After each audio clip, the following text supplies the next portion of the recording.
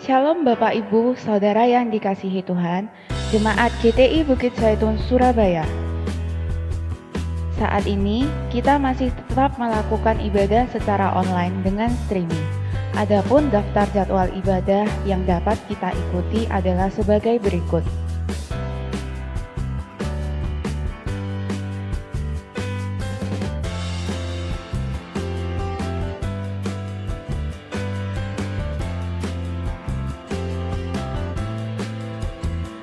Kelompok kecil atau PS tetap diadakan secara online dengan menggunakan aplikasi Zoom, Google Meet, dan aplikasi lain.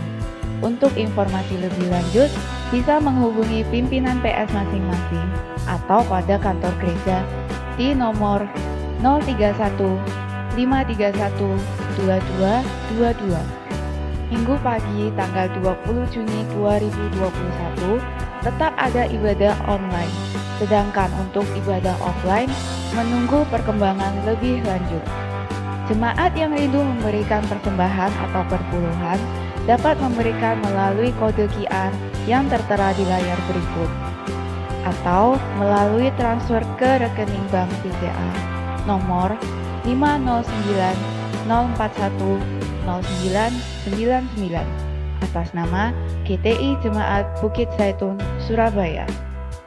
Untuk memutus mata rantai penyebaran virus COVID-19, kami menghimbau Bapak, Ibu, Saudara agar selalu mengikuti protokol kesehatan dengan menerapkan 5M, yaitu menggunakan masker, mencuci tangan, menjaga jarak, mengurangi mobilitas, dan menghindari kerumunan.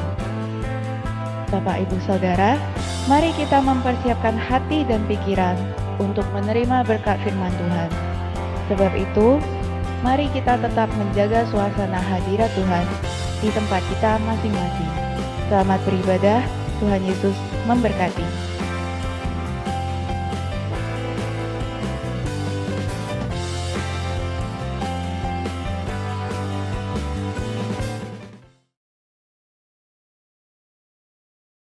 Shalom, selamat bertemu di dalam kasih Tuhan kita Yesus Kristus. Hari ini kita mau lihat satu pokok tentang bukan instan. Mari kita baca ayat pokok kita dulu di dalam Ibrani 10 ayat 36. Sebab kamu perlu tekun, supaya sesudah melakukan kehendak Allah, kamu boleh menerima perjanjian itu. Ayat ini mengingatkan kita untuk tekun dalam segala usaha yang kita lakukan. Memang kita hidup di zaman modern, sudah jauh berbeda dengan 20 atau 30 tahun yang lalu. Zaman sekarang ada begitu banyak yang tersedia secara instan. Kalau dulu kita dengar kata instan, pikiran kita lari ke mie instan. Buka kemasan, tuangi air panas, jadi sudah bisa dimakan langsung. Memang praktis, tidak usah beli bumbu dapur item per item, tidak usah hitung berapa gram, tidak usah kupas dan lain sebagainya. Tinggal tuangi air, tambahi bahan, jadi. Oleh karena itu, bisa berkembang bermacam-macam bumbu dapur. Sekarang ada lagi inovasi yang lebih baru. Sudah disertakan kantong pemanas. Tidak usah repot-repot tambahi air panas, bikin air panas. Cukup air biasa. Kantong pemanas itu disiram, dituangi dengan air biasa, keluar panas sendiri. Tutup, tunggu 15 menit jadi, bisa langsung dimakan. Inilah zaman instan, begitu banyak instan. Tidak hanya makanan, tapi juga perkara-perkara lain ada begitu banyak yang tersedia secara instan. Sebagai contoh, kalau sekarang kita mau kirim pesan, cukup tinggal ketik, tekan send, sudah terkirim. Keluar kota, keluar negeri, dalam sekian detik terkirim. Bahkan juga kalau mau cari keterangan, cari posisi suatu tempat, tinggal buka mesin pencari, dapat. Mau kirim uang, tinggal buka handphone, jadi terkirim.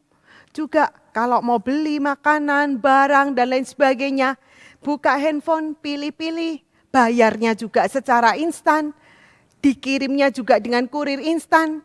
Tidak perlu keluar rumah, naik kendaraan, repot cari parkir, antri di kasir, tidak perlu lagi. Sebentar kemudian barang sudah sampai di depan pintu rumah kita.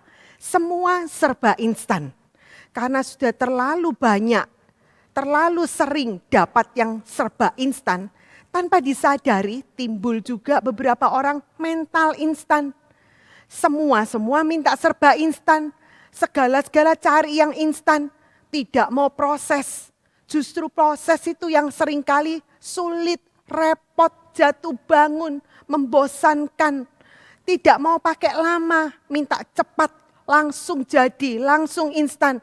Tidak mau kerja keras, tidak mau berjuang. Kalau bisa kerja sedikit, hasil banyak. Itu yang diminta. Oleh karena itu cari cara-cara yang praktis, yang mudah, cepat, yang menyenangkan. Intinya cari yang serba instan. Padahal barang-barang yang membuat kita bisa melakukan yang instan-instan tadi, itu dibikinnya juga tidak instan. Tapi lewat proses yang cukup lama, yang banyak prosesnya. Penelitian, uji coba, diperbaiki lagi, diuji, dicoba lagi, diperbaiki lagi. Tidak instan. Demikian juga pola yang Tuhan tunjukkan di dalam semesta alam ini. Sebagian besar tidak instan, tapi harus lewat suatu proses.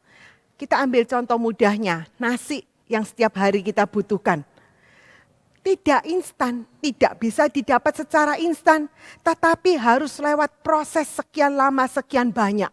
Dari segi benih padinya sendiri harus dicari pemilihan mutunya gimana, diproses lagi untuk supaya bisa ditanam. Juga dari segi lahan tanamnya harus diproses, mulai diluku, mungkin dicangkul, dibersihkan, dibuang batu-batu, gumpalan-gumpalan yang keras dihancurkan, sampai didapat satu struktur tanah yang memungkinkan, yang baik untuk ditanami. Setelah itu diatur lagi struktur kimianya, diberi pupuk organik, anorganik, dan lain sebagainya. Diatur lagi perairan, baru proses penanaman benih. Setelah itu harus dirawat lagi hari demi hari sampai tanaman itu tumbuh dan sampai matang. Setelah itu proses lagi penuaian, diproses lagi ini itu sampai akhirnya jadi nasi di piring kita. Hampir semua lewat proses yang cukup banyak. Tidak hanya tanaman, sayur, buah-buahan. Kalau kita lihat juga binatang. Pertumbuhan bermacam-macam binatang. Semua yang alami itu selalu lewat proses. Kecuali yang sudah direkayasa oleh manusia. Direkayasa genetika seperti ayam ini. Cukup 30-35 hari sudah jadi dewasa. 2 kilo bisa langsung dipotong. Tapi semua yang instan, enaknya, menyenangkannya seringkali cuma sebentar. Tapi setelah itu ada efek sampingnya yang seringkali merugikan. Juga dalam alam kalau kita lihat terjadinya awan, hujan, perkaratan, juga gunung meletus dan lain sebagainya. Hampir semua lewat satu proses, tidak instan. Juga kalau kita lihat diri kita sendiri, sejak lahir sampai tua, semua melalui suatu proses, tidak bisa instan. Kalau kita lihat bayi-bayi itu, dia belajar angkat leher, belajar duduk, merangkak, berdiri, jalan, lari, lompat. Ada step-stepnya, tidak instan. Demikian juga setelah itu belajar membaca, belajar mengenali huruf per huruf ini A, B, C, lalu suku per suku B, A, B, B, I, B, juga tambah, kurang. Setelah itu baru bisa kali, bagi, pangkat, eksponensial, dan lain sebagainya. Juga semua keterampilan, kepandaian lain seperti main piano, bertukang, menjahit, memasak, apalagi. Semua lewat proses demi proses. Tidak pernah kan kita lihat ada satu bayi keluar dari perut ibunya langsung lancar main piano. Main mungkin lagu The Prayer, lancar. Tidak pernah kan? Semua lewat proses demi proses. Demikian juga untuk pemeliharaan. Apa pernah lihat seorang bayi, mungkin 1 bulan pertama, mungkin bulan Januari, dikasih makan banyak-banyak. 1 hari dikasih makan 10 kali. Setelah itu bulan berikutnya Februari, ibunya bilang, "Dadah nak, sudah 1 bulan kamu makan banyak-banyak ya. Sekarang ibu mau pergi, nanti bulan Maret kita ketemu lagi, ibu kasih kamu makan." Tidak bisa. Pemeliharaan itu harus rutin, tekun setiap hari, bulan per bulan. Demikian juga untuk pemeliharaan tubuh kita lainnya, sikat gigi, mandi, dan lain sebagainya. Perlu rutin satu per satu. Juga pemeliharaan rumah tangga, pernikahan, juga pemeliharaan rohani kita. Semua butuh ketekunan. Meskipun seringkali yang tekun-tekun rutin-rutin ini rasanya merepotkan, kadang-kadang membosankan, tapi ini sangat dibutuhkan. Oleh karena itu kita perlu tekun. Tekun artinya mengerjakan segala sesuatu itu dengan rajin, sungguh-sungguh, dengan berkeras hati dalam arti yang baik. Tekun ini tidak bisa kita dapatkan secara instan juga. Harus dibentuk, dilatih, ditumbuhkan. Terutama pada saat-saat yang sulit. Justru dibutuhkan ketekunan. Zaman sekarang, zamannya medsos. Kita banyak lihat ketekunan yang dimasukkan ke dalam medsos. Salah satu contoh misalnya, Ahli ini. Dia dalam satu tangan hanya mempunyai 2 jari. Sindrom capit lobster. Tapi anak ini meskipun hanya punya 2 jari dalam satu tangan, jadi total hanya punya 4 jari, dia tekun berlatih piano dengan dibantu oleh ibunya sampai dia menjadi terkenal. Pemain piano 4 jari, bisa memainkan piano dengan begitu baik. Ketekunan ini terus harus dipelihara, tidak hanya dalam waktu yang singkat, sesaat saja, tetapi terus menerus. Sekarang kita mau lihat kenapa sih kok kita harus bertekun? Secara jasmani kita lihat, orang mengerti pentingnya ketekunan itu. Diperlukan dalam segala usaha. Karena orang yang tekun itu bisa bertahan di dalam kesulitan. Kalau orang tidak tekun, baru kena kesukaran sedikit, baru ditolak satu kali aja, udah menyerah, udah ngambek, mogok, meninggalkan, tidak mau melanjutkan lagi usahanya. Tapi orang yang tekun itu bisa terus tabah, sabar mengerjakan, ulet gigih, tidak mudah putus asa, menyerah, ngambek dan lain sebagainya. Orang yang tekun itu juga tidak bikin alasan ini, alasan itu hanya supaya bisa menghindari tugasnya. Dia juga tidak biasa menunda-nunda pekerjaannya. Orang yang tekun juga terus berusaha keras mencari solusi, penyelesaian, jalan keluar untuk masalah-masalah, untuk hambatan yang dia hadapi. Meskipun mungkin pernah gagal, pernah jatuh, tapi orang-orang yang tekun ini tidak putus asa. Dia cari di mana letak kesalahannya, perbaiki lagi. Bukan sebaliknya cari kambing hitam, menyalahkan sini, sana, kanan, kiri, disalahkan semua. Tidak. Dia cari di mana letak kesalahannya. Juga tidak biasa mengeluh, bersungut-sungut, mengomel. Dengan demikian, meskipun pekerjaan itu berat, sulit, akan terasa lebih ringan, lebih menyenangkan. Sehingga bisa dikerjakan dengan lebih optimal lagi. Dan terus-menerus dilakukan. Bukan hanya pada awalnya saja. Berapa banyak orang pada awalnya kelihatannya punya semangat yang menggebu-gebu, begitu besar. Tapi setelah sekian waktu kemudian hilang semangatnya. Kalau orang generasi tua bilang semangat limun. Limun itu seperti soda, minuman soda. Pertama ajak keluar begitu keras, bus. Tapi setelah itu pelan-pelan susut sampai habis. Bukan seperti itu. Ini secara jasmani. Juga yang kedua, kenapa kita harus tekun? Hari-hari ke depan akan semakin sukar. Kalau kita hidup di zaman pandemi seperti sekarang, mudah kelihatan jelas. Nafkah yang yang biasanya rutin dapat, tiba-tiba stop, berhenti. Kantor tutup, bangkrut, tidak punya nafkah lagi. Tiba-tiba menghadapi begitu banyak masalah. Tuhan sudah ingatkan di dalam 2 Timotius 3 ayat yang pertama. Ketahuilah juga bahwa pada hari-hari terakhir akan terjadi masa yang sukar. Tidak hanya dalam pekerjaan, dalam segala segi. Kalau kita lihat zaman sekarang, manusia tidak dipersaingkan dengan sesama manusia. Tapi sudah dipertandingkan dengan robot. Ini mesin, tidak pernah lelah, tidak butuh istirahat, tidak butuh makan, tidur, tidak butuh mengurus rumah tangga, mengurus anak, istri, dan lain sebagainya. Dia bisa kerja dengan baik, hampir-hampir tidak pernah salah. Bekerja sesuai dengan program yang diinstalkan ke dalam dia. Ini yang dipertandingkan dengan manusia. Tidak hanya dalam bidang pekerjaan, juga dalam bidang lainnya. Kesulitan makin lama makin banyak. Wabah penyakit, tambah lama tambah banyak penyakit baru. Satu belum selesai muncul penyakit lainnya.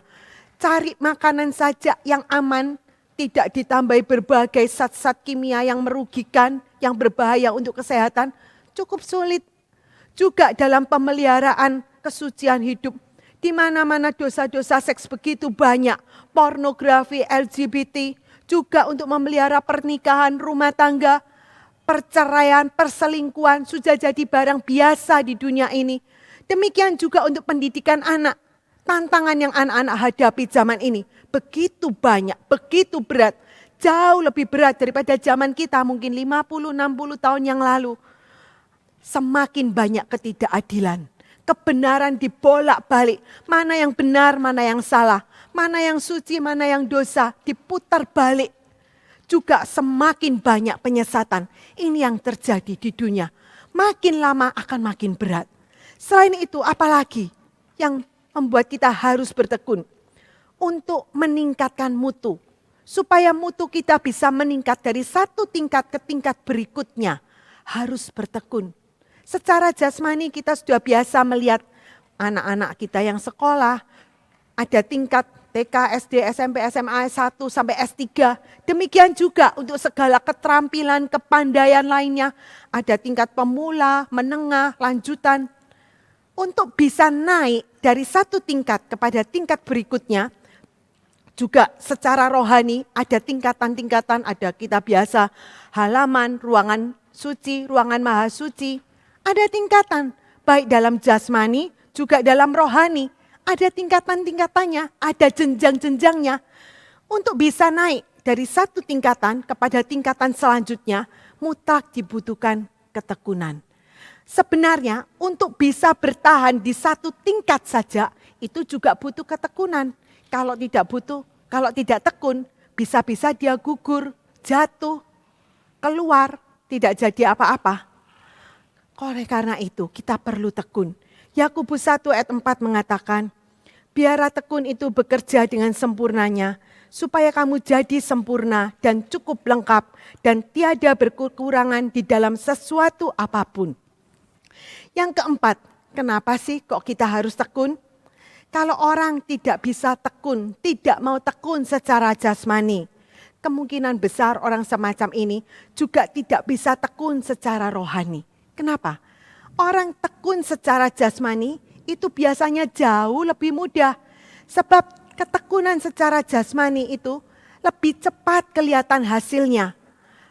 Naik kelas, dapat juara, dapat gaji, dapat bonus. Itu kalau tekun secara jasmani, kelihatan langsung hasilnya dalam waktu yang tidak lama. Tapi supaya bisa tekun secara rohani, itu lebih sulit. Karena hasilnya tidak bisa kelihatan secara langsung. Seringkali ketekunan secara rohani itu masih lama kelihatan hasilnya. Kalau orang tidak bisa tekun secara jasmani, kemungkinan besar juga tidak akan bisa tekun dalam rohani. Biasanya lebih malas lagi. Yang kelima, kenapa kok kita harus tekun? Di dalam dunia ada banyak motivasi yang mendorong orang itu supaya dia bisa tekun. Mungkin untuk perbaikan ekonomi, untuk memenuhi tuntutan pekerjaan, tuntutan sekolah. Sehingga mereka harus bertekun, mau tidak mau dipaksa bertekun. Tapi bagi kita anak-anak Tuhan, ada satu alasan yang lebih kuat. Kenapa? Karena ini diperintahkan oleh Tuhan. Ibrani 10 ayat 36 menunjukkan kepada kita, sebab kamu memerlukan ketekunan. Kita tahu dalam segala perkara ada bagian kita dan bagian Tuhan.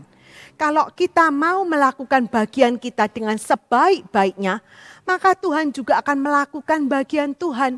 Tuhan akan memberkati usaha kita. Tapi kalau kita tidak mau melakukan bagian kita, Tuhan juga tidak bisa melakukan bagiannya. Oleh karena itu, enak tidak enak, kita harus lakukan bagian kita ini dengan sebaik-baiknya. Dengan tekun, sungguh-sungguh, dengan setia. Selanjutnya, kenapa kok kita perlu ketekunan? Karena Tuhan tidak buka jendela di langit, lalu Tuhan lemparkan beras, minyak, uang sekolah, uang listrik, kesehatan, keamanan, dan lain sebagainya. Tidak. Tapi Tuhan memberikan segala berkat-berkat, terutama berkat jasmani itu, lewat usaha pekerjaan kita. Sejak manusia pertama, Tuhan sudah berkata dalam Kejadian 3 ayat 19, dengan berpeluh engkau akan mencari makananmu. Dengan berpeluh Tuhan bilang, bukan dengan bersantai-santai. Dengan berpeluh kamu akan mendapatkan makananmu. Juga dalam Keluaran 20 ayat 9. 6 hari lamanya engkau akan bekerja. Tuhan menyuruh kita bekerja 6 hari. 6 dari 7 hari dalam seminggu. Tuhan mengharuskan kita untuk bekerja dengan tekun. Dengan sungguh-sungguh. Bukan dengan bersantai. Enak-enakan saja. Tuhan tidak mau kita sebagai anak-anaknya jadi anak yang manja, yang malas. Bisanya cuma menadahkan tangan, Tuhan aku butuh ini, butuh itu, minta ini, minta itu. Tidak, Tuhan tidak mau. Tuhan bilang, pergilah kepada semut, perhatikan lakunya dan jadilah bijak. Tuhan ingin kita bersungguh-sungguh, rajin, tekun, setia, melakukan segala sesuatu yang harus kita lakukan. Bahkan dalam 2 Tesalonika 3 ayat 10 dikatakan, jikalau seseorang tidak mau bekerja, janganlah ia makan. Keras, tegas. Kolose 3 ayat 23 mengatakan, kita harus melakukan segala sesuatu itu dengan segenap hati. Seperti kepada Tuhan dan bukan kepada manusia. Ini yang Tuhan katakan, ini yang Tuhan perintahkan untuk kita umatnya. Selanjutnya, kenapa sih kok kita harus tekun? Supaya tidak jadi batu sontohan. Kebutuhan hidup tetap ada, terus ada. Kalau satu orang tidak mau tekun, sungguh-sungguh setia, melakukan segala yang ia perlu kerjakan. Tidak bisa disulap kebutuhan hidup. Ting jadi, tidak bisa. Kebutuhan akan tetap ada, tetap harus bayar listrik, tetap harus bayar uang sekolah anak-anak. Akibatnya kalau tetap tidak mau bekerja dengan tekun, menghalalkan segala cara, minta kanan kiri, menyusahkan kanan kiri, jadi sumber masalah, sumber keributan. Akhirnya gara-gara orang seperti ini, nama Tuhan dihujat. Mempermalukan nama Tuhan, tidak mempermuliakan nama Tuhan, justru sebaliknya mempermalukan nama Tuhan. Jadi kesaksian yang jelek bahkan di antara orang kafir. Yang ke-8, kenapa sih kok kita harus tekun? Karena itu akan jadi pengolahan untuk kita. Ada orang bilang, kenapa ya setelah kita percaya Tuhan selamat, kok tidak kita dibawa masuk ke surga aja deh. Enak, senang, tidak harus mengalami begitu banyak masalah, tidak sampai jatuh dalam dosa, bisa-bisa binasa. Kenapa? Tuhan memang izinkan kita hidup di dunia yang berat, yang banyak masalah, banyak tekanan, banyak godaan ini. Tujuan Tuhan untuk mengolah kita. Tuhan bilang dalam Rom 5 ayat 3-4, sengsara itu menimbulkan ketekunan. Tuhan tahu apa yang bisa menimbulkan ketekunan, sengsara, tekanan, godaan.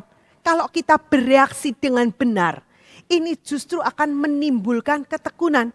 Karena itu dikatakan sebelumnya, kita malah bermegah juga di dalam kesengsaraan kita. Karena kita tahu bahwa kesengsaraan itu menimbulkan ketekunan.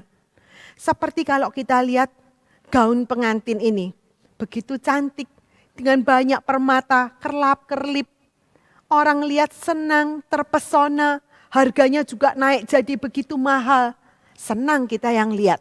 Tapi seandainya gaun pengantin ini, kainnya bisa teriak. Dia teriak, aduh sakit. Ditusuk oleh jarum yang tajam berkali-kali tusuk. Belum lagi dengan applicator untuk yang panas untuk menempelkan permata-permata itu. Panas, perih. Kalau bisa teriak dia. Tapi justru proses yang panas, yang menyakitkan, ditusuk yang lama ini membuat gaun pengantin ini jadi indah, jadi cantik dan berharga mahal. Tentu kalau orang menikah tidak ada yang mau pakai daster. Meskipun daster ini begitu instan, begitu mudah, tapi jelek, tidak ada harganya. Tidak ada orang yang mau menikah pakai daster yang jelek.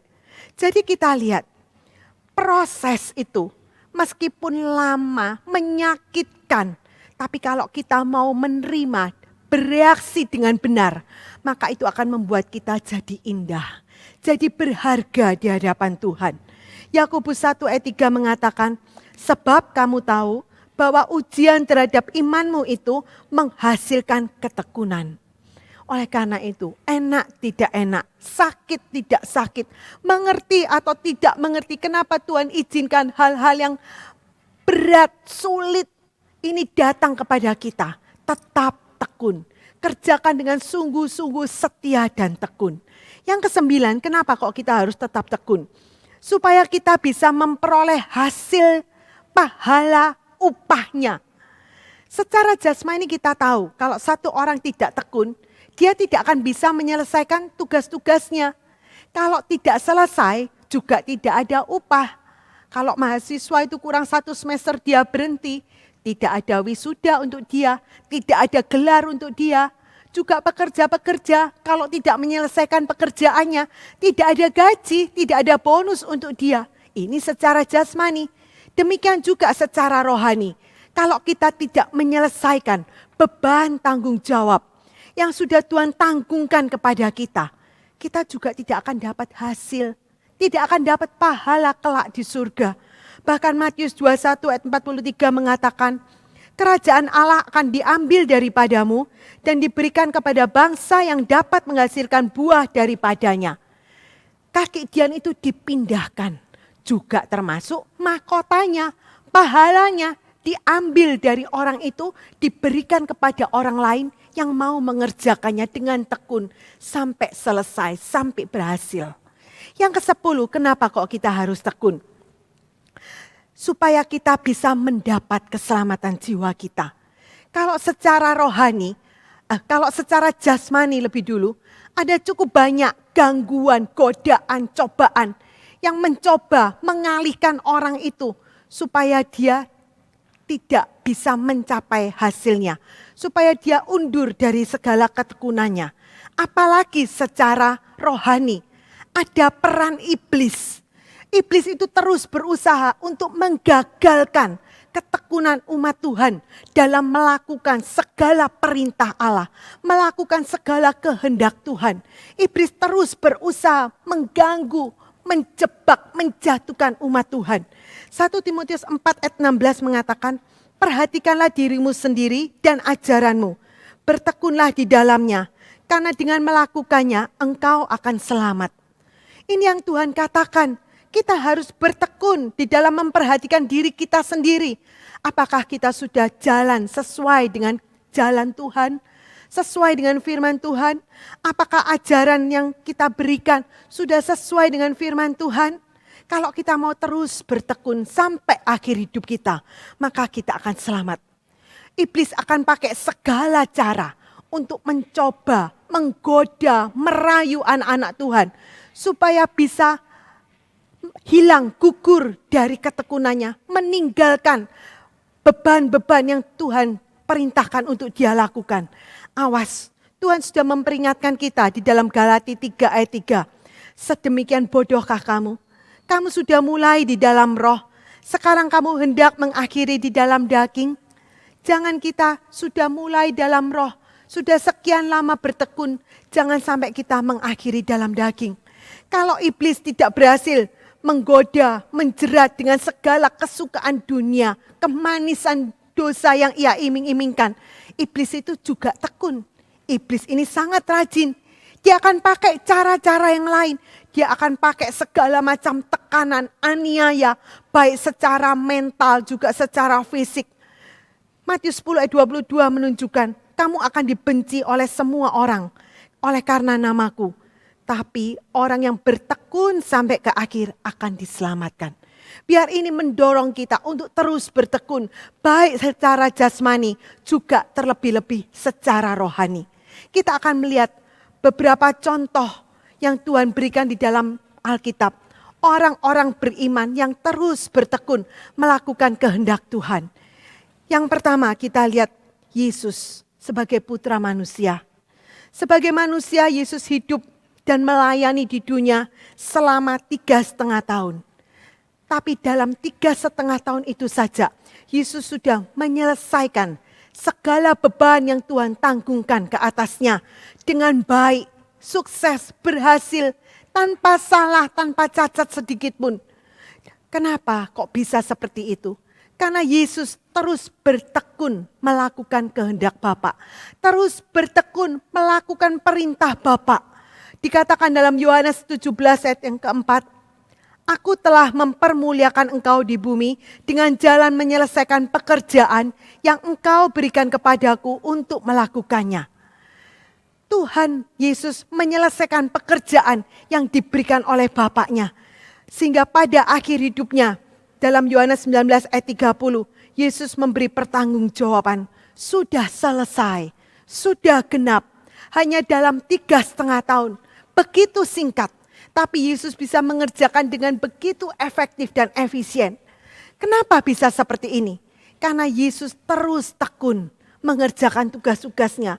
Meskipun sambutan yang diberikan oleh orang-orang terhadap pelayanannya tidak menyenangkan. Bahkan bisa dikatakan sangat mengecewakan. Bayangkan Yesus ini terus dicari-cari kesalahannya. Terus dicurigai, diiri, dilawan, ditentang, difitnah, dikata-katai, bahkan terus dikejar-kejar, mau dibunuh. Padahal tidak pernah berbuat jahat, tidak pernah berbuat salah, selalu berbuat kebaikan, menyembuhkan, mengajar untuk orang-orang Israel. Meskipun dia terus berbuat baik, tapi beberapa kali tidak punya makanan. Sampai harus cari-cari buah ara di luar kota Betani. Meskipun sudah banyak menolong orang, menyembuhkan orang sakit, mengusir setan dan lain sebagainya. Tidak ada satupun yang memberi tempat tinggal untuk dia beristirahat. Sampai dikatakan dalam Matius 8 ayat 20. Serigala ada liangnya, ada lubangnya. Burung-burung di udara ada sangkarnya. Tapi Yesus tidak punya tempat untuk meletakkan kepalanya. Persis seperti yang dinubuatkan oleh Nabi Yesaya. Dalam Yesaya 53 ayat yang ketiga. Dia dihina dan dihindari orang. Seorang yang penuh kesengsaraan dan yang biasa menderita kesakitan. Ini yang Yesus alami selama 3,5 tahun dalam pelayanannya. Apa Yesus patah semangat? Apa Yesus mogok, berhenti, tidak melakukan lagi pekerjaan Bapa? Sama sekali tidak. Yesus terus bertekun, terus bekerja keras. Jalan dari satu kota ke kota yang lain, terus memberitakan Injil Allah. Bahkan Yesus katakan dalam Yohanes 4 ayat yang ke-34, makananku adalah melakukan kehendak Dia yang mengutus aku dan menyelesaikan pekerjaannya. Kita lihat, pekerjaan yang begitu berat, begitu sulit, Yesus gambarkan sebagai makanan. Makanan ini adalah sesuatu yang menyenangkan, mengenyangkan. Ini Yesus. Ini yang contoh yang Tuhan berikan kepada kita. Sehingga Ibrani 12 ayat 2 sampai 3 mengatakan, maka dia pun tekun menanggung salib. Sebab itu, perhatikanlah dia yang tekun menanggung perlawanan yang sedemikian dari orang-orang berdosa terhadap dirinya. Supaya jangan kamu menjadi lelah dan tawar hati dalam jiwamu. Tuhan mengingatkan kita, Tuhan mendorong kita agar kita meniru teladan yang Tuhan sudah berikan. Yang Yesus sudah berikan semasa ia hidup di dunia ini. Dalam Markus 6 ayat 31 kita lihat, ada satu contoh yang Tuhan tulis dalam 4 Injil.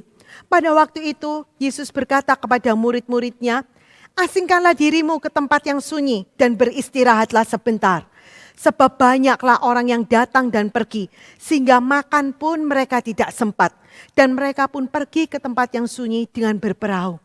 Di sini Tuhan mengajak murid-muridnya ayo kita pergi ke tempat yang sunyi, supaya kita beristirahat sebentar. Kenapa? Karena mereka memang sudah bekerja dengan keras, bahkan makan pun tidak sempat.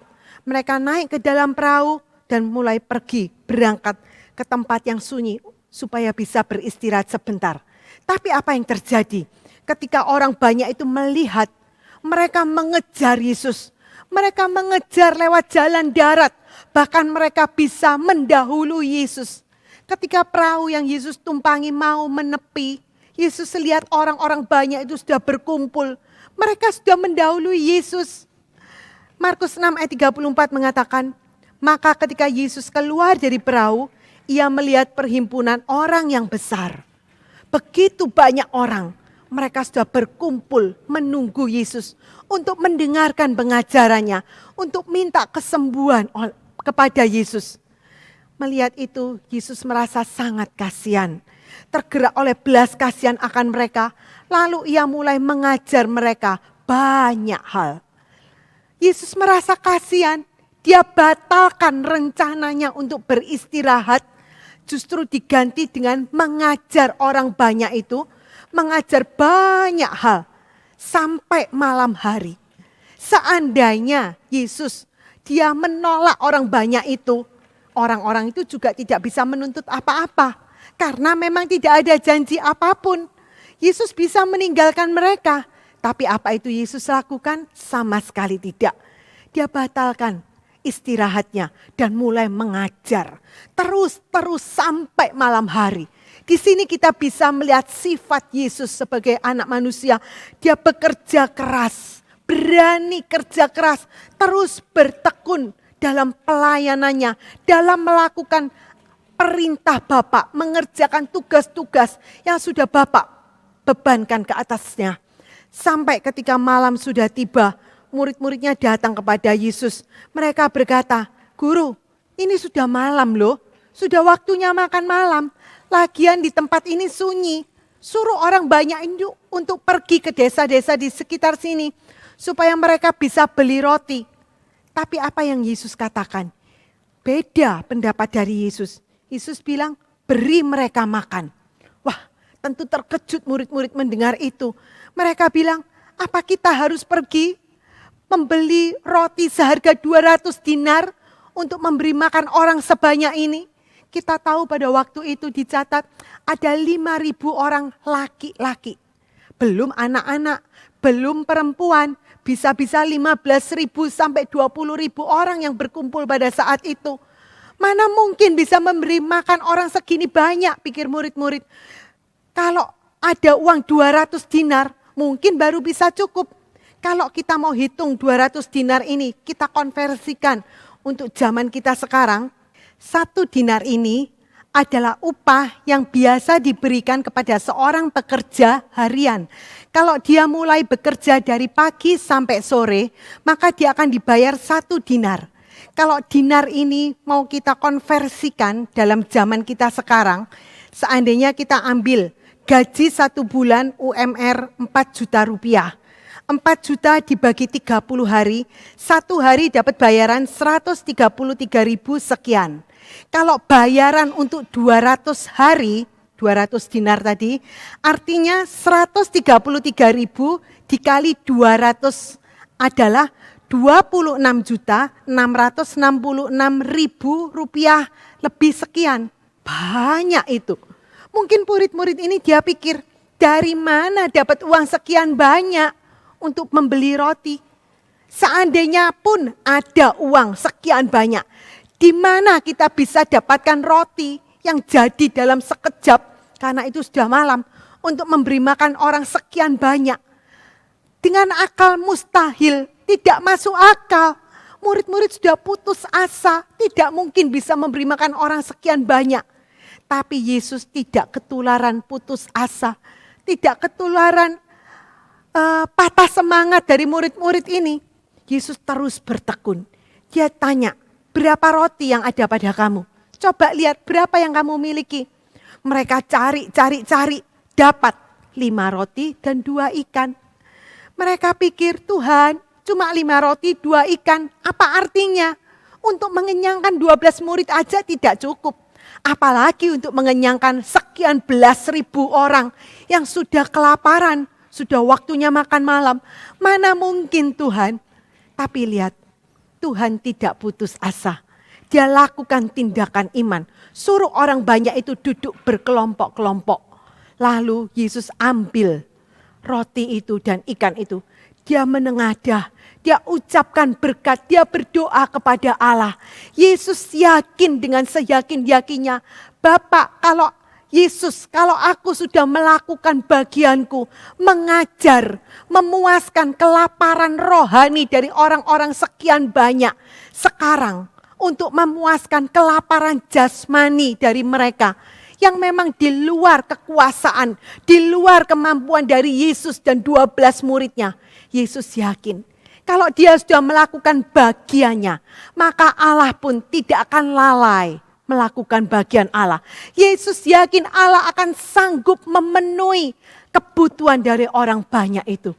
Dan dengan iman dia berikan kepada murid-muridnya untuk dibagikan kepada orang banyak itu. Dan kita tahu akhir dari cerita ini. Seandainya Yesus tidak tekun, tidak akan pernah ada cerita 5 roti dan 2 ikan yang terkenal ini yang dicatat oleh 4 Injil. Ini cuma salah satu contoh ketekunan dari Yesus. Masih ada banyak contoh-contoh yang lain. Bahkan sampai sekarang Filipi 2, Yesus terus tekun.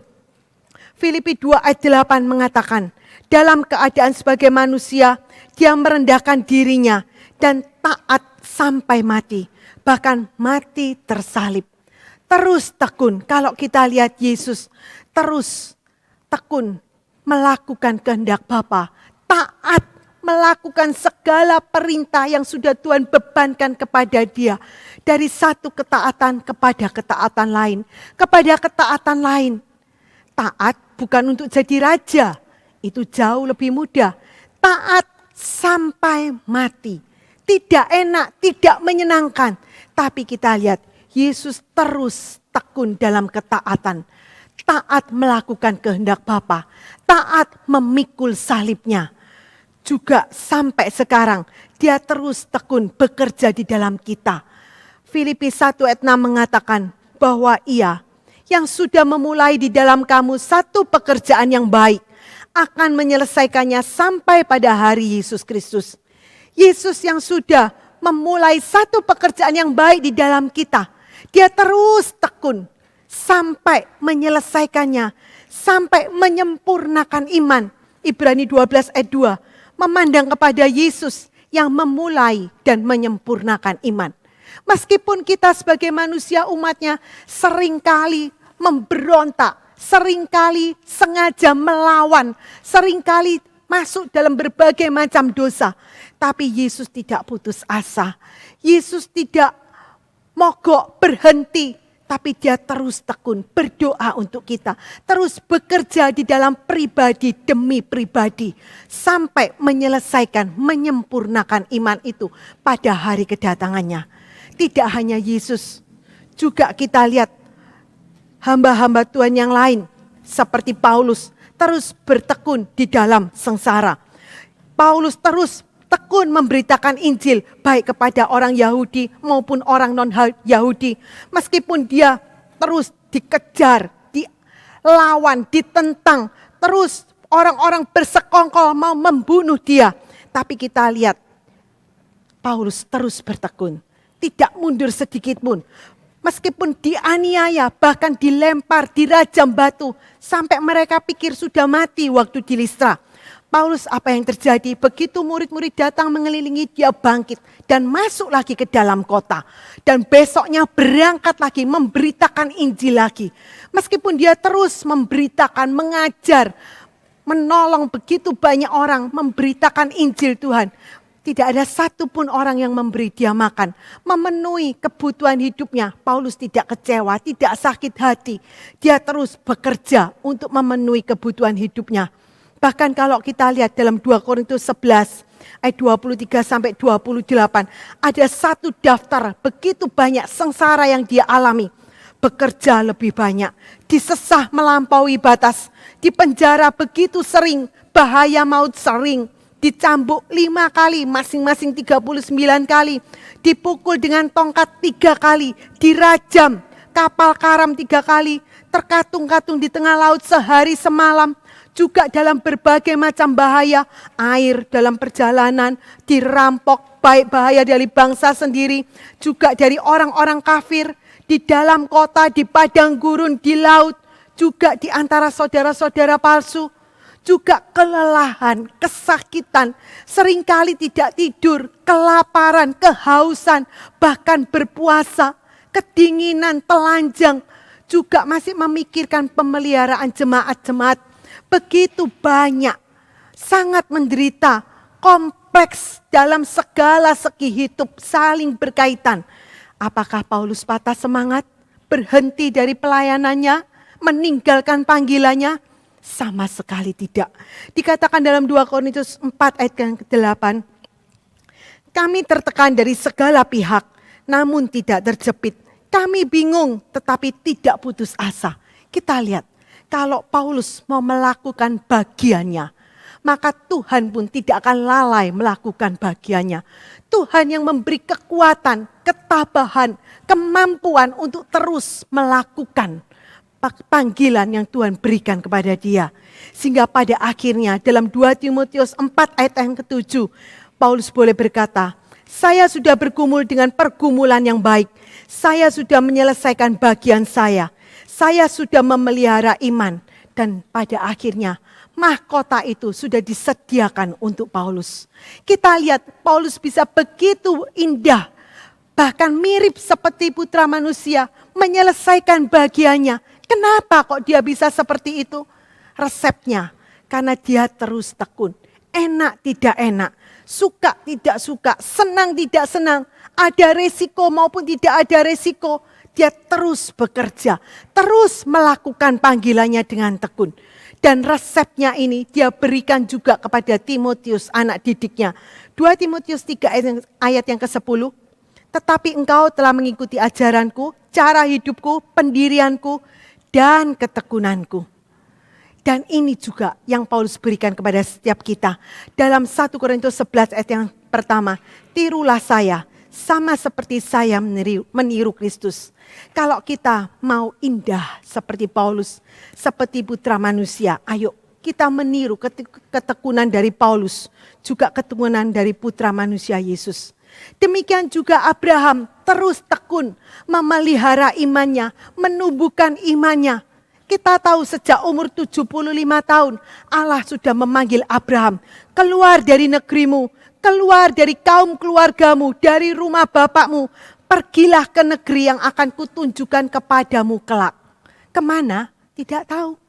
Juga dalam Ibrani 11 ayat yang ke-8 dikatakan, dengan iman Abraham taat ketika ia dipanggil keluar. Lalu ia keluar tanpa mengetahui kemana ia pergi. Mungkin orang-orang keluarganya tanya, kamu mau pindah ke kota mana Abraham? Tidak tahu. Sampai kapan? Tidak tahu. Terus mengembara, tidak tahu kemana, tidak tahu sampai kapan. Berpindah-pindah dari satu tempat ke tempat lain. Hidup sebagai orang asing, dicurigai, ditolak. Sama sekali tidak mudah. Apalagi mereka tinggal di dalam kemah, repot bongkar, pasang, atur barang lagi. Padahal Abraham seharusnya dia punya cukup uang, cukup tenaga untuk bangun rumah. Seperti Lut, seperti orang-orang lainnya di kota-kota lain. Tapi Abraham tidak. Dia terus tekun tinggal dalam kemah, mengembara sesuai apa yang diperintahkan oleh Tuhan. Terus tekun. Kenapa dia bisa? Karena iman, ketaatan pada awal perjalanan itu terus dipelihara dan ditumbuhkan. Tidak hanya iman Abraham pribadi, juga iman istrinya, juga orang-orang yang ikut beserta dengan dia, terus ditumbuhkan lama, 100 tahun kurang lebih. Mulai dari umur 75 tahun sampai ia meninggal umur 175 tahun. 100 tahun terus bertekun. Sampai akhirnya Abraham disebut sebagai bapak orang beriman. Terus tekun. Tidak hanya Abraham, kita tahu juga Yusuf sejak kecil terus tekun menjaga kesucian hidupnya. Padahal gara-gara ketekunannya menjaga ketulusan hatinya, kesuciannya, dia masuk dalam berbagai-bagai masalah. Dibenci, dimusuhi oleh kakak-kakaknya, dibuang ke dalam sumur. Sebenarnya mau dibunuh. Untung dibela oleh Ruben, dimasukkan ke dalam sumur, dijual sebagai budak. Pasti perlakuannya tidak enak. Begitu berubah dari anak emas kesayangan Bapak, tiba-tiba berubah 180 derajat jadi budak yang tidak ada harganya. Bisa diperlakukan apapun juga. Dipisahkan dari ayah yang sangat mengasihi dia, diperdagangkan seperti binatang. Baru enak sebentar di rumah Potifar, sudah masuk lagi ke dalam penjara. Secara akal, mungkin iblis sudah berbicara, orang-orang berbicara, lihat fakta dong, ngapain sih kamu terus-menerus berkeras mempertahankan ketulusan hatimu, berkeras mempertahankan kesucian hidupmu, ngapain? Justru gara-gara itu kamu masuk dalam banyak masalah. Udahlah, mengalir aja, ikuti arus yang ada.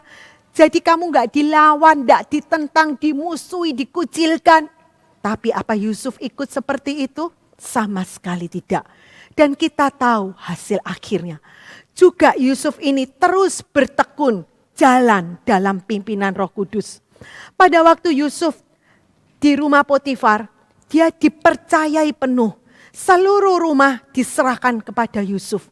Seandainya pada waktu itu Yusuf mau minta izin pada Potifar untuk mengunjungi ayahnya, pergi ke Kanaan sebentar.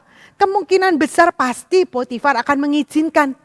Juga pada waktu Yusuf sudah menjadi penguasa di Mesir. Kejadian 45 ayat 8 mengatakan dia jadi seperti bapak bagi Firaun. Seandainya dia minta izin, pasti diizinkan oleh Firaun.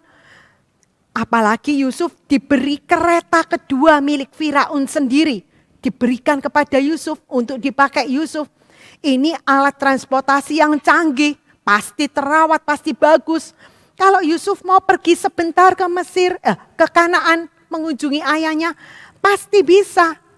Juga pada waktu si Yusuf dia mau menjemput ayahnya, dia bisa kirim kereta ke sana, bisa kirim makanan.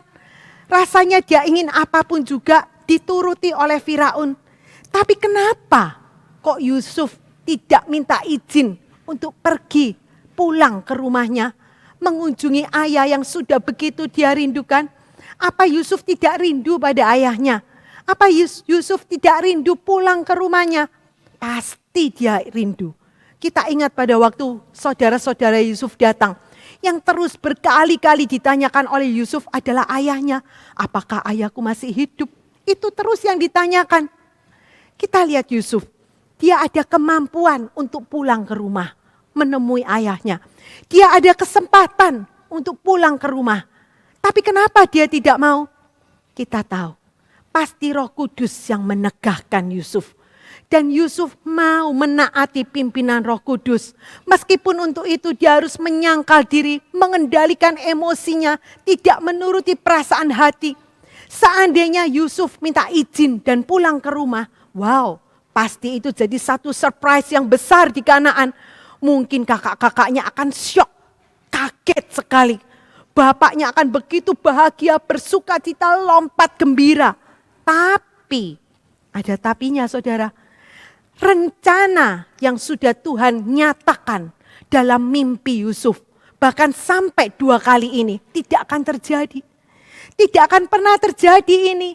Saudara-saudaranya datang menyembah kepada Yusuf. Persis seperti mimpi yang sudah Tuhan berikan kepada Yusuf. Padahal gara-gara ini kakak-kakaknya terus mengolok-olok Yusuf. Oh si pemimpi, si tukang mimpi. Ini yang Tuhan genapi pada Yusuf. Seandainya dia pulang sendiri, mungkin sama-sama serunya, tapi beda jauh ceritanya. Tidak seindah apa yang Alkitab tuliskan. Juga janji Tuhan kepada Abraham, Kejadian 15:13, keturunanmu akan diperhamba di negeri asing selama 400 tahun. Itu mungkin juga tidak akan digenapi. Tapi karena Yusuf mau taat jalan di dalam pimpinan Roh, tekun terus sekian tahun menaati pimpinan Roh Kudus, maka semua janji-janji Tuhan yang sudah Tuhan nyatakan kepadanya itu digenapi dengan tepat. Tuhan itu tidak kejam. Tuhan tidak menunda-nunda Yusuf sampai dia bisa melampiaskan kerinduannya kepada orang tuanya. Tuhan tidak kejam. Setelah Yakub sampai ke Mesir, Yakub masih hidup 17 tahun lagi. Ada cukup banyak waktu buat Yusuf, buat Yakub untuk melampiaskan kerinduannya, untuk saling membahagiakan. Ini ketekunan Yusuf. Kita lihat lagi Elia. Kita tahu karena bangsa Israel dan Ahab tidak mau menyembah Tuhan, maka Tuhan tidak menurunkan hujan ke atas Israel selama 3,5 tahun. Kita tahu juga cerita selanjutnya bagaimana terjadi pertandingan itu. Nabi-nabi Baal melawan Elia. Sampai akhirnya nabi-nabi Baal ini kalah dan mereka dibinasakan. Bangsa Israel kembali kepada Allah. Dan ini membuat surut murka Allah. Dan Allah mau menurunkan hujan lagi kepada mereka. Elia berkata kepada Ahab, "Pergilah, makanlah dan minumlah, sebab bunyi derau hujan sudah kedengaran." Lalu Ahab pergi untuk makan dan minum. Lega sekali si Ahab, dia bisa makan dan minum dengan lahap. Tapi bagaimana dengan Elia? Dia sudah lelah seharian penuh, apa dia juga ikut makan minum bersama Ahab? Ternyata tidak. Kalau kita lihat di dalam 1 Raja-Raja 18 ayat 42 dikatakan, tetapi Elia naik ke puncak gunung Karmel. Ngapain? Apa mau bersantai? Lihat pemandangan dari puncak gunung? Ternyata tidak. Lalu ia membungkuk ke tanah dengan mukanya di antara kedua lututnya. Elia bukan bersantai, tapi sungguh-sungguh berdoa. 1 kali dia suruh hambanya naik. Coba lihat, apakah sudah ada tanda-tanda hujan akan diturunkan? Ternyata belum ada. Berdoa lagi 2 kali, 3 kali, 4 kali, 5 kali, 6 kali. Masih belum ada tanda-tanda sama sekali. Yang perlu kita perhatikan di sini adalah Tuhan tidak menurunkan hujan itu secara instan. Sama sekali tidak turun secara instan. Padahal Tuhan sudah berjanji kepada Elia. Dalam 1 Raja-Raja 18 ayat 11 dikatakan, datanglah firman Tuhan kepada Elia, dalam tahun yang ketiga, pergilah, perlihatkanlah dirimu kepada Ahab, sebab aku hendak memberi hujan ke atas bumi ini, ke muka bumi. Juga dalam Yakobus 5 ayat 18 dikatakan, maka ia berdoa lagi, lalu langit pun memberi hujan. Kelihatannya begitu berdoa, langsung turun hujan. Tapi sesungguhnya yang dicatat oleh Yakobus 5 ayat 18 ini adalah hasil akhirnya.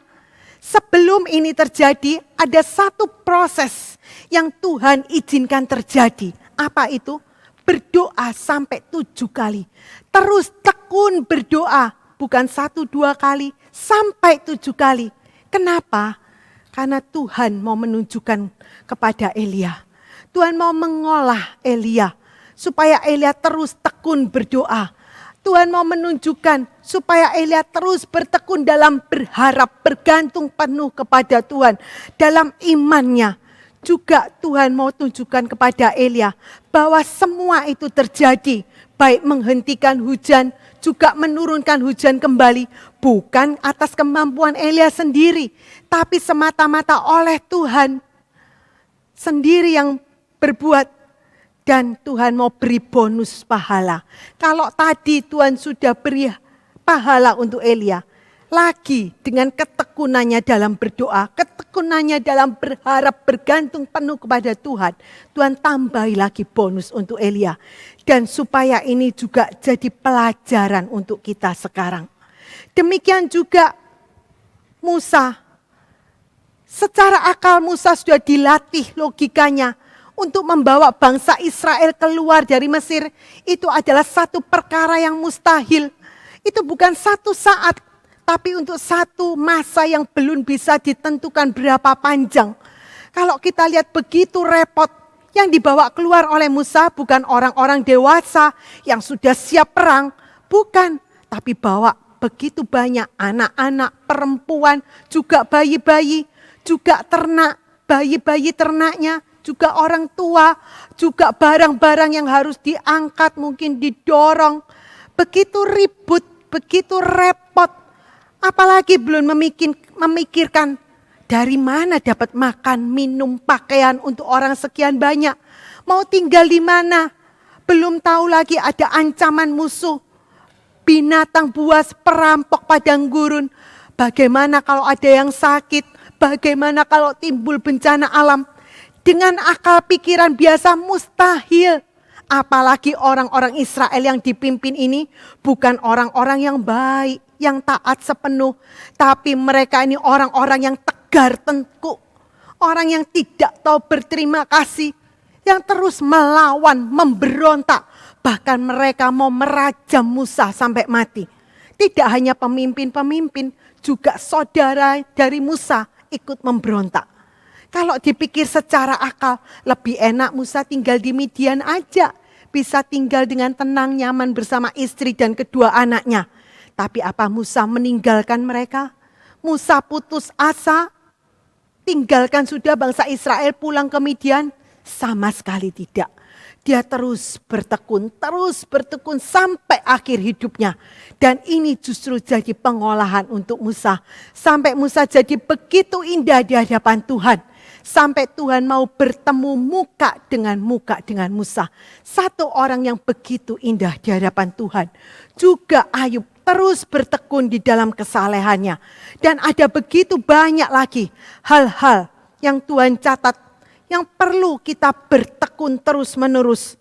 Kisah 1:14, bertekun dengan sehati di dalam doa dan permohonan.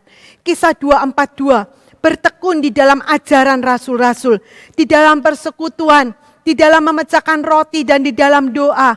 Kisah 2:46, bertekun sehati di dalam bait Allah. Ini persekutuan besar di dalam gereja. Dan bertekun di dalam memecahkan roti dari rumah ke rumah. Ini persekutuan kecil, sel group. Kolose 1:2-3, bertekun di dalam iman. 1 Tesalonika 1:3, ketekunan, bertekun di dalam pengharapan kepada Tuhan kita Yesus Kristus. Juga di dalam 1 Timotius 4 ayat yang ke-13, bertekunlah engkau di dalam hal membacakan, menasihatkan dan mengajarkan firman Tuhan. Juga 1 Timotius 4:16, bertekun di dalam memperhatikan diri sendiri dan pengajaran kita. Filipi 2 ayat 12, tetaplah kerjakan keselamatanmu dengan takut dan gentar. Meskipun tidak ada kata tekun di sini, tapi jelas tersirat ketekunan untuk seumur hidup, untuk mengerjakan keselamatan kita dengan takut dan gentar. Selanjutnya kita mau lihat, ada yang ingat cerita ini? Pertandingan lari antara kelinci dan kura-kura. Ini cuma salah satu cara yang dipakai oleh orang dunia untuk mendidik anak-anak sejak kecil. Supaya anak-anak ini suka bertekun, terlatih untuk bertekun sejak kecil. Karena secara jasmani orang mengerti, bertekun itu sangat besar gunanya, sangat besar faedahnya. Ada begitu banyak cara-cara jasmani. Selama cara-cara itu masih netral, tidak memakai cara-cara yang salah atau yang dosa, kita boleh memakai. Misalnya, jangan mudah bosan, jenuh, putus asa, baru kena halangan sedikit sudah menyerah, mogok, meninggalkan. Jangan, belajar dari kegagalan. Meskipun pernah gagal, pernah jatuh, jangan putus asa, cari di mana letak kesalahannya, kemudian perbaiki. Bangkit, jangan terus berkubang dalam kesedihan, kekecewaan, putus asa, menyalahkan diri sendiri. Jangan, segera bangkit, kejar ketinggalan. Jangan buang waktu sia-sia, pakai setiap waktu, isi dengan hal-hal yang berguna. Kumpulkan sedikit demi sedikit. Kalau orang Surabaya bilang nyicil istilahnya. Ini cara-cara yang netral. Boleh kita pakai, tapi sebenarnya Tuhan sudah memberi kita cara yang lebih baik, yang lebih jitu, dan bisa kita terapkan baik dalam perkara-perkara jasmani, juga dalam perkara-perkara rohani, terutama dalam perkara-perkara rohani. Cara apa aja itu? Ayo kita lihat satu persatu. Yang pertama, hidup benar di hadapan Allah. Mungkin orang bertanya, apa hubungannya bertekun dengan hidup benar? Secara jasmani memang seringkali tidak kelihatan hubungannya antara hidup benar dan bertekun. Kalau secara jasmani satu orang, satu tukang mungkin dia simpan dosa, mungkin dia sombong, berzina dan lain sebagainya. Asal dia rajin, pintar, tekun, masih ada cukup banyak orang yang mau memperkerjakan dia. Tapi tidak seperti itu dengan Tuhan. Kalau satu orang simpan dosa, Tuhan tidak bisa bekerja dalam orang itu. Tuhan tidak bisa menolong orang itu. Tuhan tidak bisa menyalurkan segala berkat kekuatannya. Semua terhalang oleh dosa-dosa orang itu. Yesaya 59 ayat 1 sampai 2 mengatakan, Tuhan tidak bisa menolong, menguatkan, menopang, sehingga dia bisa terus tekun melakukan tugas-tugas kewajibannya. Justru sebaliknya, setan yang bisa bekerja dengan bebas dalam orang itu. Dan kalau setan, si pembunuh, si perusak ini yang bekerja, hancur, binasa jiwanya. Orang dunia biasa mengandalkan kekuatannya sendiri, kemampuannya sendiri dalam bertekun. Seringkali kalau mereka mulai bosan, jenuh, lelah, dipanggilkan motivator untuk mendongkrak, memompa semangat mereka lagi. Ini orang dunia. Tapi kita sebagai anak-anak Tuhan, kita punya Tuhan di dalam kita. Kalau kita mau menjaga hidup kita benar di hadapan Tuhan, suci di hadapan Tuhan, maka 2 Korintus 3 ayat 45 mengatakan, bukannya karena kami sendiri mampu untuk memperhitungkan segala sesuatu seolah-olah dari kami sendiri, tetapi kemampuan kami adalah dari Allah. Tuhan di dalam kita, itu yang akan memampukan kita, memberi kita kekuatan, ketabahan, kesanggupan, sehingga kita bisa terus bertekun, melakukan segala sesuatu yang harus kita hadapi. Dengan usaha manusia sangat terbatas. Tapi kalau kita mau hidup benar di hadapan Tuhan, Tuhan akan memberikan anugerahnya. Tuhan akan memberi subsidinya bagi kita. Dan anugerah Tuhan itu jauh lebih besar daripada kemampuan kita. Dari segala macam kesanggupan kita. Seperti yang Paulus katakan dalam 1 Korintus 15 ayat yang ke-10. Kalau aku ada, sebagaimana aku ada sekarang ini, semata-mata karena anugerah Tuhan. Demikian juga kalau kita mau hidup benar di hadapan Tuhan, maka kita bisa minta subsidi anugerah dari Tuhan. Dan itu akan membuat kita kuat, terus tabah. Kolose 1 ayat 11 sampai 12 mengatakan, dikuatkan dengan segala kekuatan oleh kuasa kemuliaannya, untuk menanggung segala sesuatu dengan tekun dan sabar.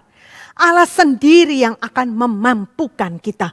Oleh karena itu, yang pertama-tama harus kita lakukan adalah menjaga hidup kita tetap suci benar di hadapan Tuhan. Sehingga Tuhan bisa bekerja di dalam kita. Dan itu jaminan untuk kesuksesan kita. Yang kedua, bagaimana cara bertekun? Percaya penuh kepada Tuhan Yesus. Percaya penuh kepada janji-janji firman-Nya. Kalau orang dunia secara jasmani, meskipun mereka tidak percaya kepada Yesus, mereka masih bisa bertekun untuk melakukan hal-hal jasmani.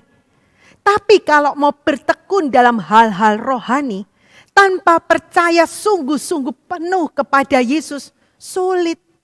Untuk bisa jaga kesucian hidup, untuk bertekun dalam sengsara, untuk bertekun mengalah seperti Ishak dan lain sebagainya.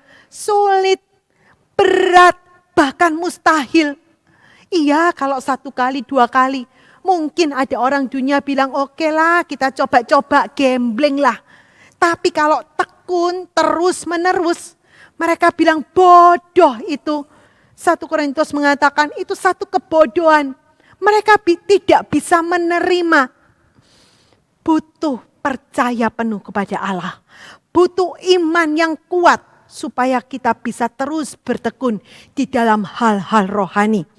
Ibrani 10:35-36 mengatakan, karena itu jangan kamu membuang keyakinanmu yang mendatangkan pahala yang besar. Sebab kamu perlu tekun, supaya sesudah melakukan kehendak Allah, kamu boleh menerima perjanjian itu.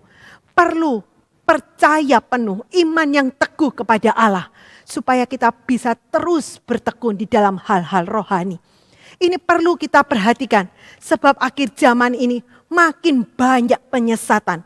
Begitu banyak bermunculan Mesias-Mesias palsu. Ada Mesias laki di Israel, juru selamat perempuan di China, dan lain sebagainya.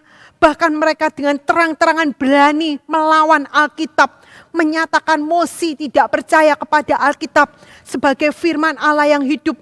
Mereka katakan ini sudah usang, sudah tidak berlaku lagi, cuma catatan sejarah dan lain sebagainya. Awas, jangan sampai kita tersesat, ikut dalam segala macam tarian mereka yang sesat ini.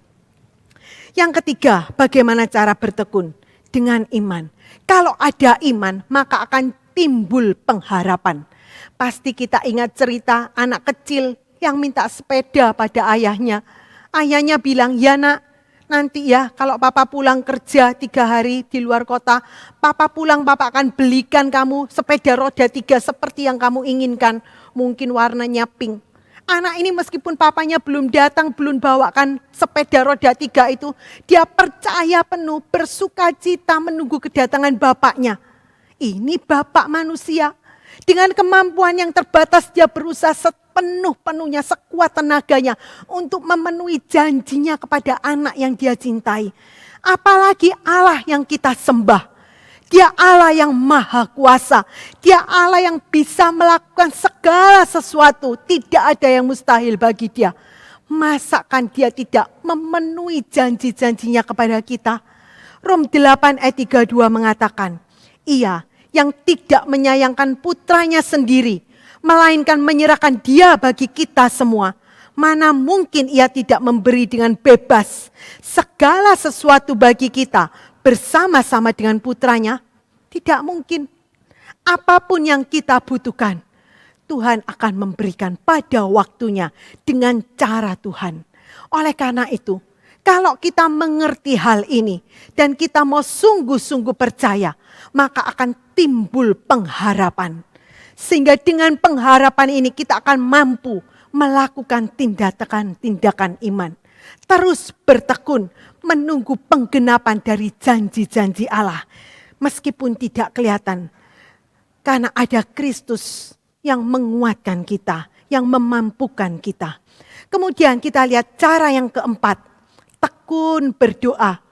Kalau kita baca dalam Matius 7 ayat yang ke-7 di sana dikatakan, mintalah maka akan diberikan kepadamu. Carilah maka kamu akan mendapat. Ketuklah maka pintu akan dibukakan bagimu. Memang di sini tidak ditunjukkan berapa kali harus minta, berapa kali harus cari atau mengetuk. Tidak ditunjukkan. Apa instan? Tuhan bisa beri dengan instan. Tapi seringkali tidak secara instan. Lewat satu proses. Seperti yang Tuhan tunjukkan di dalam Lukas 18 ayat yang pertama sampai yang ke-8. Janda ini terus datang. Terus menyampaikan permohonannya kepada hakim yang lalim itu. Meskipun hakim ini tidak takut pada seorang pun juga. Tapi karena ini janda terus minta dengan bertalu-talu. Terus minta dengan tidak putus asa. Akhirnya hakim ini meluluskan permintaan janda ini. Ada satu proses yang dijalani. Ada satu proses yang harus dilewati. Sama sekali bukan instan. Ya, ini yang Tuhan mau tunjukkan kepada kita. Sama seperti Elia tadi. Ini juga yang ditunjukkan oleh si Paulus dalam Roma 12 ayat 12. Dan Paulus berikan resepnya ini. Terus tekun di dalam doa kepada jemaat di Roma, kepada jemaat Kolose, kepada jemaat Tesalonika, bahkan juga untuk setiap kita. Tidak hanya Paulus, juga Yesus sebagai putra manusia. Selama ia hidup di muka bumi ini, Yesus terus tekun tekun berdoa. Pada waktu dini hari, waktu hari masih gelap, Yesus sudah berdoa. Juga malam hari, setelah selesai pelayanan, Yesus tidak bersantai, makan minum dan lain sebagainya. Tapi dia berdoa lagi. Juga pada tengah hari, berkali-kali Yesus menarik diri untuk berdoa. Ini resep, salah satu resep keberhasilan Yesus sebagai putra manusia di dunia. Juga resep keberhasilan, resep keindahan dari banyak hamba-hamba Tuhan yang lainnya. Seperti Esther, Daniel, Sadrah, Mesakh, Abednego dan banyak yang lainnya. Juga ini Tuhan berikan kepada kita. Yang kelima, yang seringkali jadi pertanyaan orang. Kalau aku terus tekun dalam satu masalah ini, terus ditekuni, iya kalau berhasil. Kalau gagal gimana? Gimana caranya aku tahu bakal berhasil atau bakal gagal? Kalau berhasil senang. Tapi kalau sampai gagal, padahal sudah bertekun begini lama, kan rugi waktu, tenaga, umur, rugi biaya, rugi banyak hal. Gimana caranya tahu? Secara manusia kita tidak bisa tahu. Kita cuma bisa memperhitungkan, memperkirakan. Itu pun sekian persen benarnya. Tapi jangan lupa, sebagai anak Tuhan kita punya Allah yang maha kuasa. Allah yang maha tahu. Dia tahu apa yang akan terjadi minggu depan, tahun depan, bahkan sampai akhir dari dunia ini. Sampai dalam kekekalan. Kalau kita mau hidup dipimpin roh. Asal kita mau dengar-dengaran. Tuhan mau memimpin kita. Yohanes 16 ayat 13 mengatakan, Dia, yaitu Roh Kudus itu, akan memimpin kamu ke dalam seluruh kebenaran. Dia akan memberitahukan kepadamu hal-hal yang akan datang. Seperti kita orang tua, biasa orang tua kalau bisa terus bicara pada anaknya. Terus memberitahu, terus cerewet kepada anaknya. Apa tujuannya? Supaya anak itu jangan sampai mengambil tindakan yang salah. Supaya dia tidak rugi, tidak celaka. Demikian juga Tuhan. Kalau kita mau mendengar Roh Kudus berbicara, asal kita bisa mendengar suara tuntunan dari Roh Kudus, asal kita mau taat akan pimpinan Roh Kudus, maka Roh Kudus akan terus menuntun kita, mengarahkan kita, sehingga kita bisa mengambil langkah-langkah yang benar, langkah-langkah yang tepat, sehingga ketekunan kita tidak sia-sia, tapi bisa berhasil dengan baik. Baik dalam perkara-perkara jasmani, juga terutama dalam perkara-perkara rohani. Tapi meskipun seringkali kita pikir dengan akal kita, wah pasti berhasil. Sudah aku perhitungkan, pasti sukses. Kalau Roh Kudus mencegah, menegahkan, jangan kita terus stop dulu, berhenti dulu. Tanya lagi pada Tuhan, minta peneguhan lagi pada Tuhan. Tuhan yang tahu masa depan. Amsal 19 ayat 21 mengatakan, banyaklah rancangan di hati manusia, tetapi keputusan Tuhanlah yang terlaksana. Kalau Roh Kudus mencegah, menegahkan, stop dulu. Tanya Tuhan, minta peneguhan lagi dari Tuhan. Yang keenam, cara kita bertekun, tunggu waktunya Tuhan. Jangan tergesa-gesa, terburu-buru. Belajar tunggu waktunya Tuhan. Kalau saya lihat koki-koki itu, dia bisa hitung dengan tepat. Kalau pakai oven ini, sekian menit waktunya. Kalau pakai oven yang lebih besar, oh beda lagi waktunya. Supaya kue ini bisa jadi dengan matang sempurna. Masa Tuhan kita kalah dari koki? Tuhan kita lebih teliti dari manusia. Untuk segala perkara yang kita hadapi.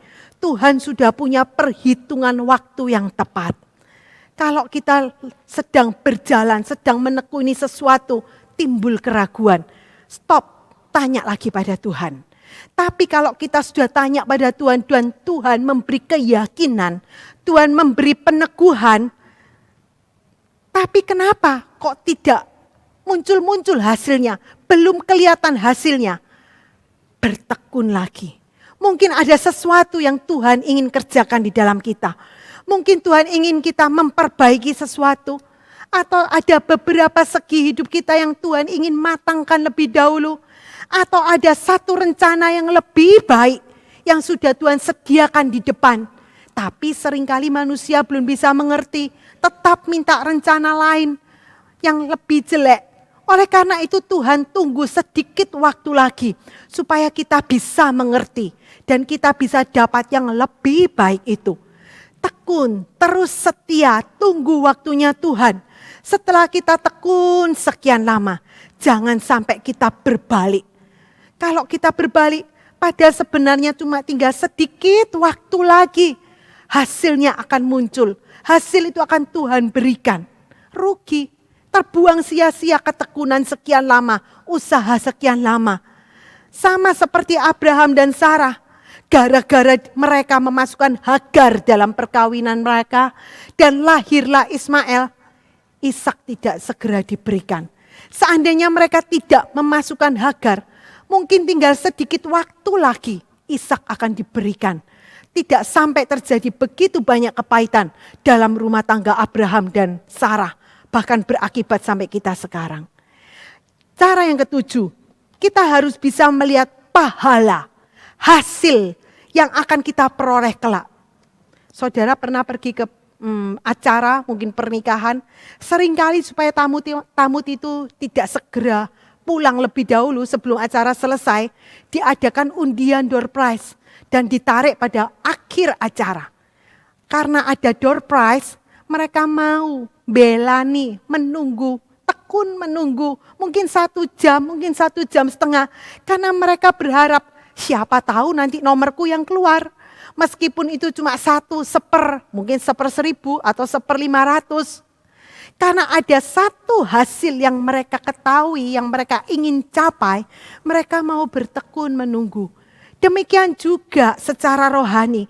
Kalau kita tahu apa hasil yang kita perjuangkan, apa hasil yang ingin kita capai kelak dalam kekekalan, kita akan kuat untuk terus bertekun dalam hal-hal rohani.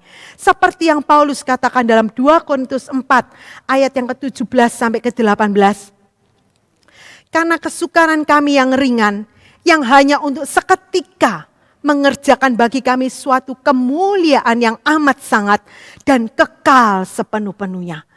Si Paulus ini dia tahu, meskipun dia harus menanggung kesukaran sengsara, tapi itu cuma seketika. Karena dia tahu ada satu tujuan, satu hasil yang ingin dia capai dalam kekekalan. Yaitu kemuliaan yang sangat besar, yang kekal selama-lamanya. Ini juga rahasia dari ketekunan Musa. Ibrani 11 ayat 26-27 mengatakan, sebab ia memandang kepada pahala. Sebab ia seperti melihat dia yang tidak kelihatan. Musa bisa melihat dia yang tidak kelihatan. Dia yang di balik langit yang biru. Oleh karena itu, ayo kita minta Roh Kudus untuk mencelikan mata rohani kita. Jangan sampai kita mau dibutakan oleh iblis, oleh segala kesukaan yang diiming-imingkan oleh dunia ini. Tapi biarlah mata kita celik. Kita bisa melihat begitu indah sorga yang mulia. Pahala yang sudah Tuhan sediakan bagi kita kelak di surga. Yang ke-8, harus mau menyangkal diri. Secara jasmani, kalau seseorang ingin mencapai sesuatu tujuan, mereka mau berkorban banyak hal. Terus bertekun untuk mencapai apa yang ia perjuangkan itu. Terlebih lagi secara rohani. Kita harus mau menyangkal diri, pikul salib. Ini bagian kita. Harus kita lakukan dengan sebaik-baiknya. Kalau kita mau melakukan bagian kita, maka Tuhan pun tidak akan pernah lalai melakukan bagian Tuhan. Seperti Paulus dan Silas di dalam penjara, meskipun badan mereka hancur, perih, sakit, tapi mereka bisa terus bersukacita. Kenapa? Karena Tuhan memberikan sejahtera yang melampaui segala pengertian. Menjagai hati dan pikiran mereka di dalam Kristus Yesus. Sejahtera yang sama ini juga Tuhan mau berikan kepada kita. Ayo kita terus bertekun. Yang ke-9, saling menguatkan satu sama lain. Galatia 6 ayat 2 mengatakan, bertolong-tolonganlah menanggung bebanmu baik di dalam rumah tangga dengan suami, istri, anak-anak, juga dalam persekutuan kecil, juga dalam gereja. Saling bertolong-tolongan, saling menasehati, mengingatkan.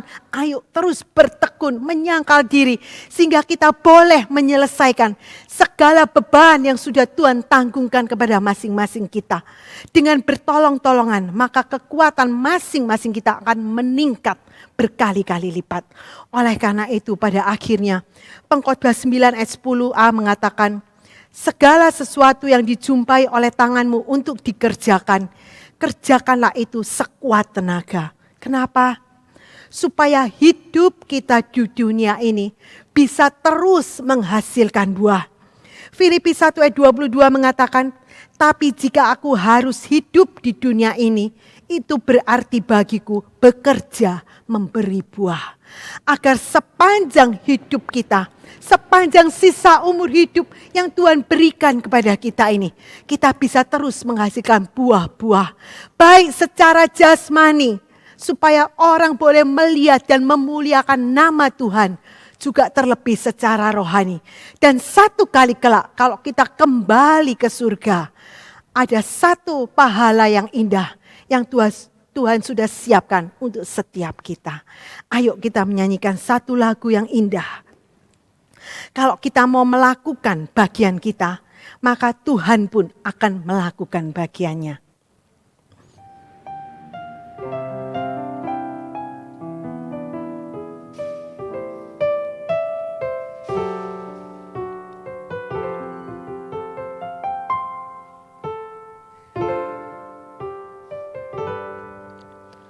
Engkau yang lebih tahu cara untuk membuka jalanku. Amin Tuhan. Engkau yang lebih tahu, Engkau yang lebih mengerti Tuhan, cara untuk menolong setiap permasalahan kami. Menolong hidupku. Ku percaya Kau Tuhan yang tak pernah gagal, menjadikanku lebih dari pemenang. Ku percaya Kau Tuhan yang tak pernah lalai, menepati janji-janjimu. Engkau yang lebih tahu. Engkau yang lebih tahu cara untuk membuka jalanku. Engkau yang lebih mengerti, Amin Tuhan. cara untuk menolong hidupku. Ku percaya Kau Tuhan yang Terima kasih Tuhan. Kami punya Engkau, Allah yang tidak pernah gagal. Engkau sanggup Tuhan menolong, menguatkan kami Bapa, sehingga kami boleh keluar lebih dari pemenang. Ajar kami Bapa, supaya terus percaya kepadamu. Ku percaya Kau Tuhan, Kau Tuhan yang tak pernah gagal, menjadikanku lebih dari pemenang. Ku percaya Kau Tuhan yang tak pernah lalai, menggenapi janji-janjimu. Sekali lagi katakan, ku percaya Kau Tuhan. Kau Tuhan yang tak pernah gagal. Apapun masalah kami Tuhan, apapun pergumulan kami Tuhan, Engkau sanggup menolong kami. Engkau sanggup menguatkan kami Tuhan. Kami percaya Tuhan, Engkau mau Tuhan. Janji-janji-Mu, menggenapi janji-janji-Mu, menggenapi janji-janji-Mu,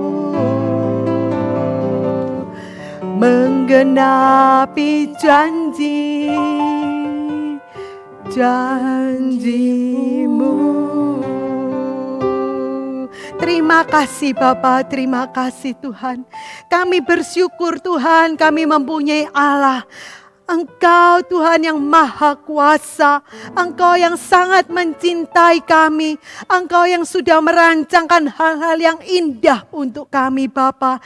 Terima kasih Bapa, tolong Tuhan, tolong kami, sehingga kami mau terus bertekun Tuhan, melakukan bagian kami Tuhan, baik secara jasmani Tuhan, dalam sekolah kami, pekerjaan kami, keluarga kami, dalam segala pergumulan kami Tuhan, sakit penyakit kami, nafkah ekonomi kami, dan segala sesuatu yang kami hadapi Bapa.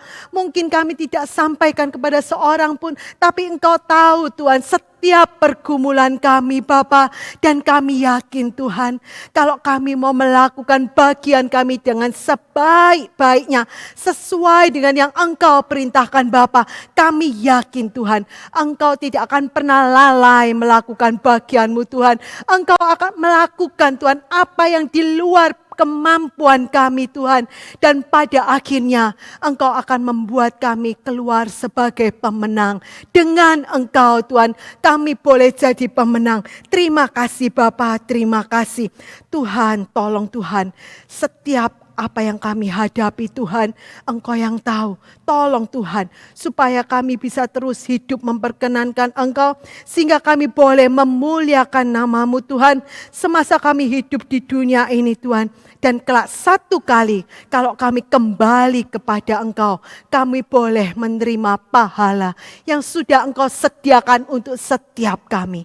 Terima kasih Bapa, terima kasih.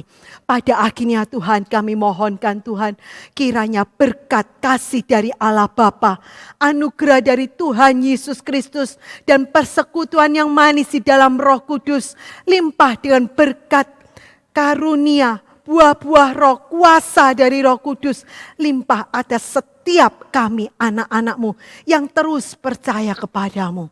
Di dalam nama Tuhan Yesus kami sudah naikkan doa permohonan kami. Amin. Bapa, terima kasih. Bapa, terima kasih. Bapa di dalam surga, ku beri terima kasih. Amin. Tuhan Yesus memberkati.